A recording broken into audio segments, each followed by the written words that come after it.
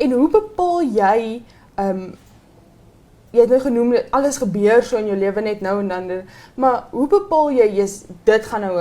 'n uitstekende video wees, of jy maak een en dan dink jy vir jouself, nee, wag, kom ons los hom nou maar. Wat is daai oordeel wat jy daar het? Dit laat ek nou so aan die versie wat sê, jy beplan en die Here bepaal, maar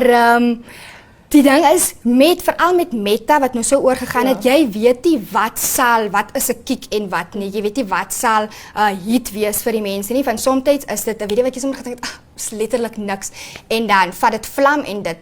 gaan groot in die industrie, maar dan ander wat jy soveel werk ingesit het, soveel moeite, soveel vertroue ingehad het, dan is dit nie eintlik ietsie, maar dis weer eens waar dit inkom met